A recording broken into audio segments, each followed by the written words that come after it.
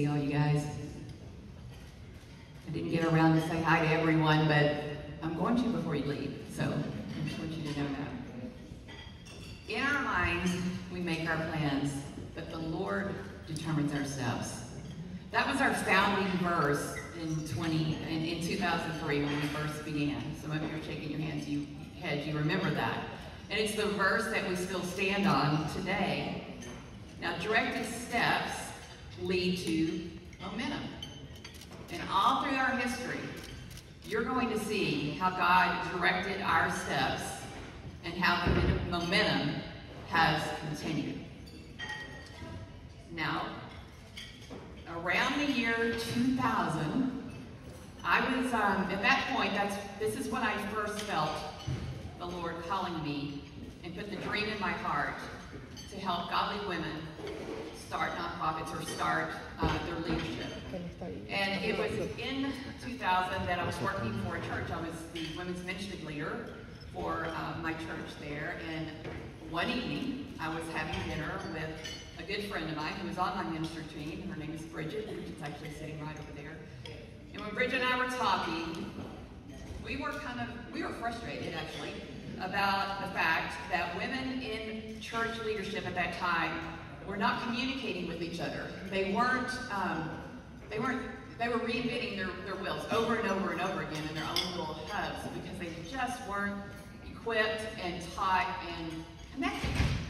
And so we said, I wonder, it would be so much better if we all collaborated and if we all did this together. And it was that point, that night, it was like an arrow in my heart, that I heard the Lord said, that's what you're going to do. And I knew it. I knew it right then. I didn't know what to do with it, but I knew it. So I kept going with my job as a women's ministry leader, and I kept serving, but I was watching. And I was seeing what other people were doing, and I was connecting with some of the other women's ministry leaders, and I was trying to find out what best practices were working for them so that I could share this.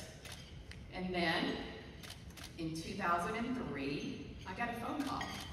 And her name, the woman that called me, was Rose Fontana. Some of you will remember Rose Fontana. She called me out of the blue. She had no way of knowing who I was. Somebody had given her my name, even though she never remembered who that person was. And she said, I heard you're good at helping women start women's ministries within their churches. I heard you're good at that. And she said, would you help me? And so I knew it was that day, it was that call, that was my call out to walk forward in that. So I was able to go to my pastor. I loved my job, actually. I loved my job at where I was, my church. But I told my pastor, I've gotten the call out, and I need to go. And with his blessing, we started Proven Way Ministries. So now it is 2007. And our team has grown. We've got several leaders working with us. We've got groups, we call them leadership roundtables. And we have those all over the Dallas-Fort Worth area, and we had some in Austin and some in Atlanta and some other places. A place where women could get together and connect and be equipped and learn from each other. And it was through those organizations that I learned a lot, and women learned a lot, and we actually did what we were wanting to do. We were growing. We weren't reinventing the wheel every time. And those groups multiplied and kept going. And we also had a large team, and we did an annual retreat. We had those every year. I highly recommend that, to have those team retreats. This particular year, we were at this beautiful lake house. And one of our team members was Colleen Fauché. And Colleen is a very special person for a lot of us here. So Colleen called me out early one morning, and she said, you need to come out here on the deck. I need to tell you something that the Lord has told me. So I walked out there on the deck, and beautiful lake in front of us, and she said, look over there. And I did, and there was this lake house going up. It was a really nice lake house, and it was being almost finished. I think they were putting the roof on it, almost complete. And she said, the Lord told me that's Proven Way now. Well, that really made me happy because it was a pretty cool house. So, yes, that's us. But then she pointed across the lake on the other side, and there was it was a compound of some kind being built. And it was on a slope down so I could see it, and there was a central structure. The foundation was being laid. It's a central structure, and then there were these other structures the foundation was being laid around it. And she said to me, "That's where you're going." And I knew Colleen well enough to know that if she heard from the Lord, she heard from the Lord. And I believed her. And I thought, okay, I'm going to put that back in the back of my mind because I'm not sure what to do with that, but that's where we're going. So now it's 2008, just a year later, when a group of beautiful, talented women called the Journey Sisters came to me. Now, at this point, we're working with women within churches, doing church leadership, and her name was Brenda. And Brenda came up and said, "We want to start a nonprofit. Could you help us?" Well, I thought, well, I have started my own nonprofit. I know how to do it, so yes, I think I can help you. And that led to the bigger picture.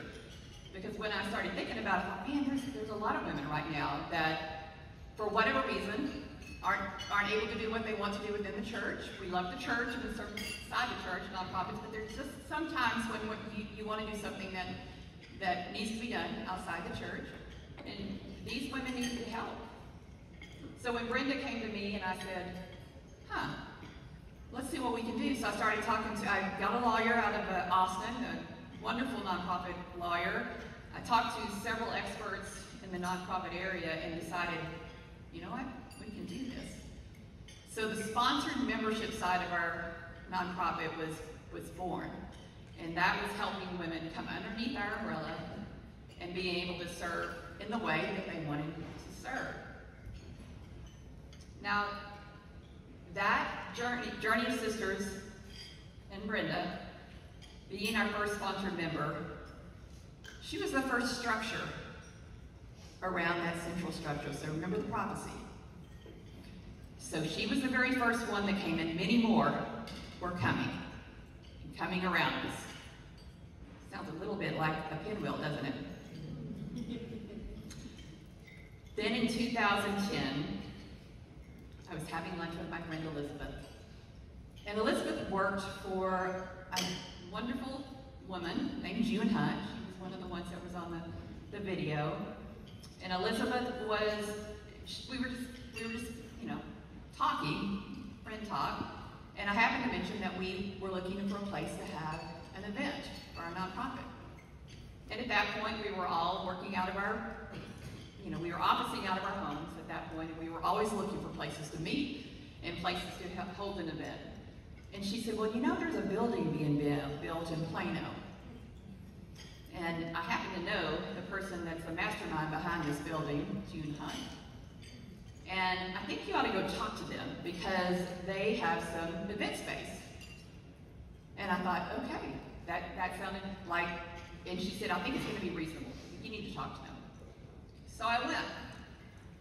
And the man that she sent me to, that I talked with, he was very open to me. I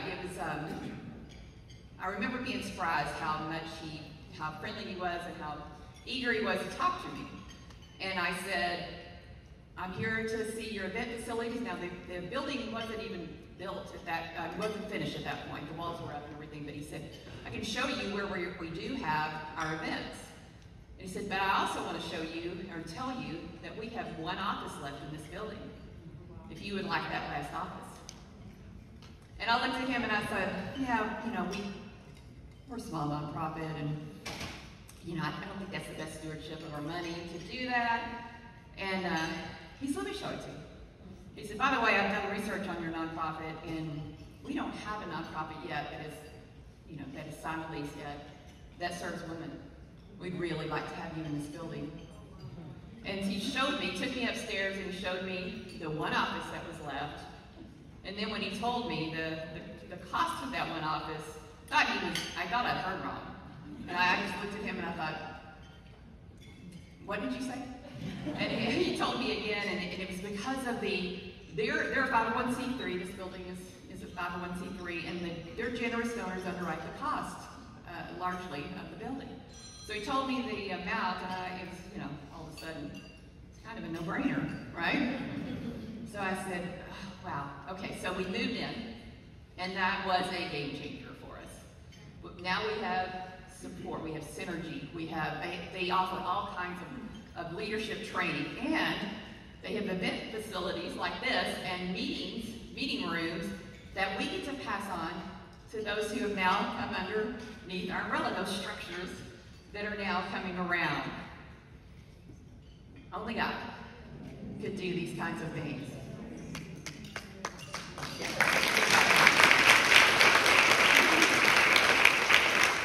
And then finally, in 2016, God directed our steps once again to rename our organization to reflect our focus. We were still serving women within the church as well as nonprofit women, but where we saw God's favor, where we saw the bigger need and that we could help the most was with nonprofit women. So 2016, we became the Women's Nonprofit Alliance. Now today, we serve Christian women who are serious, and we do say that strongly, who are serious about starting or growing a nonprofit. And like several people have mentioned, our mission statement, to strengthen and sustain world-changing women and the causes they champion. Now we do that through membership and sponsor membership programs, and we thoroughly vet those who come underneath our umbrella as sponsoring members, and they have to be approved. There's an approval process, and we have to like what they do. We have to agree with their cause. Some of the causes are represented here on this stage. Now you might be wondering, what problem does your organization serve? Or what problem does your organization solve? Well, I'm glad you asked. I have some answers for you. The first problem is unsustainability. It is a sad fact that only 10% of nonprofits in the U.S. still exist after 5 years. Only 10% make it, especially those led by women. And there's a lot of reasons for that. Women are usually doing more than one thing. A lot of times they're raising kids. A lot of times they're managing a household. That leads to the statistic, unfortunately. But our solution is life-giving community, expert coaching, and trusted resources. The momentums we serve have a much higher existence rate. In fact, 68% of nonprofits under our umbrella not only exist past 5 years, but thrive. That's a big difference from the 2%.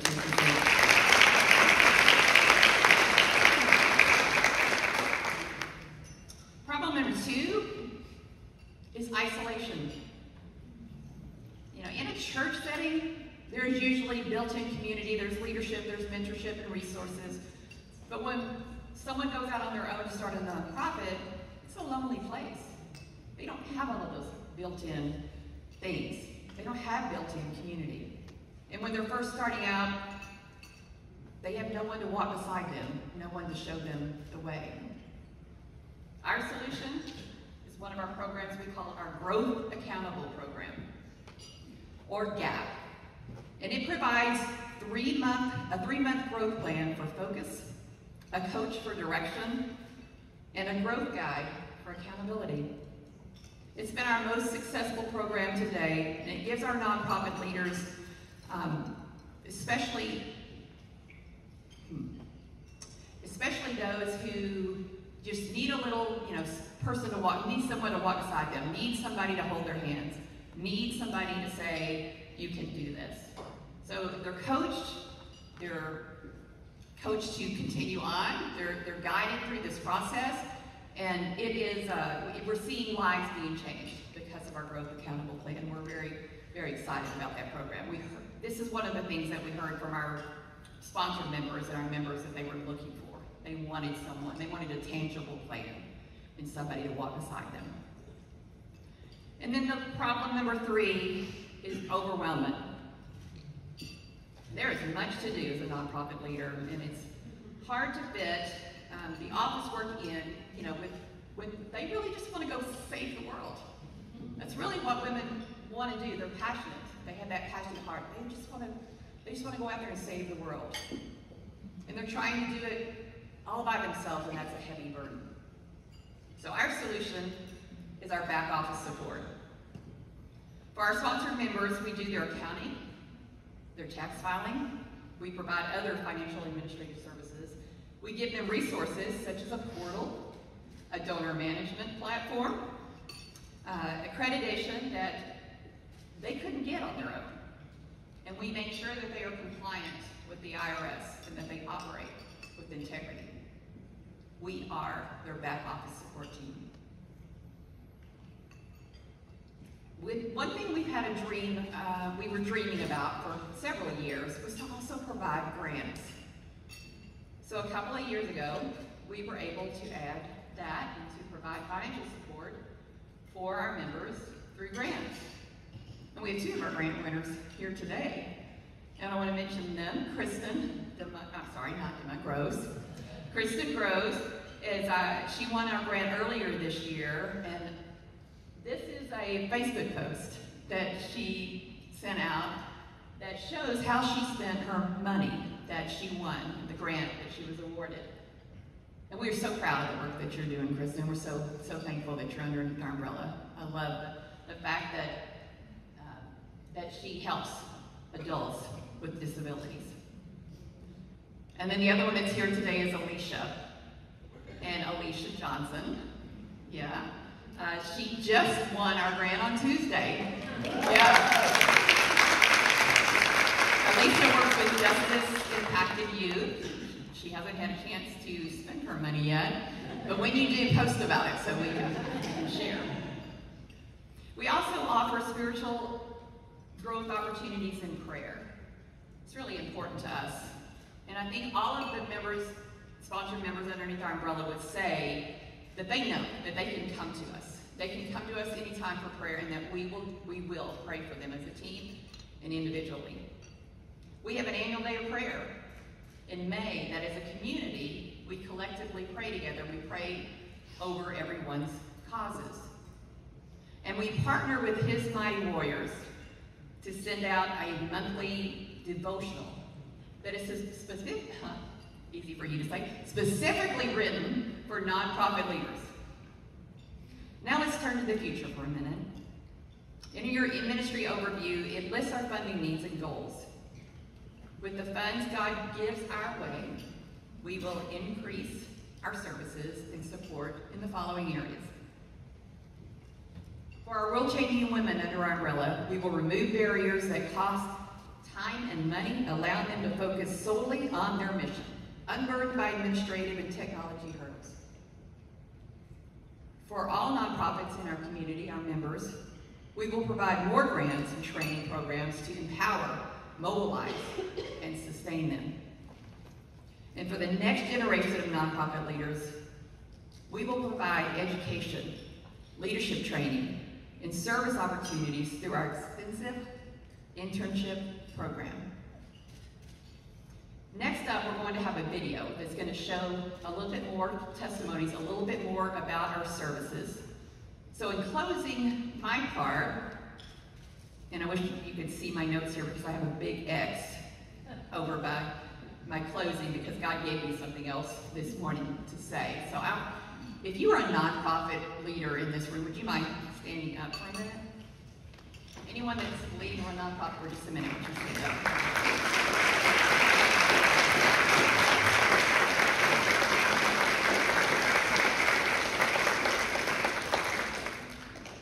I can't think of another time in history where nonprofits are needed more than right now. Nonprofits with passion, with process, and with purpose. And it's not easy. It's not an easy road. And I'm sure you, like me, have been beaten down over and over again. But stay strong, ladies. Because collectively, we can do this. We will get through this. We are stronger together. Amen. Our steps have been directed. Our momentum is building. I feel it. Can you? And I want to see more change. And with your help and everyone else's help, we can see that change. Thank you very much.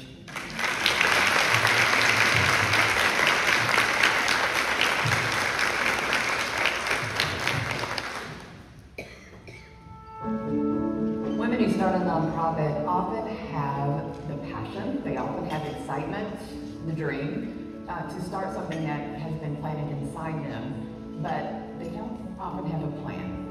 And a lot of times they just jump in feet first.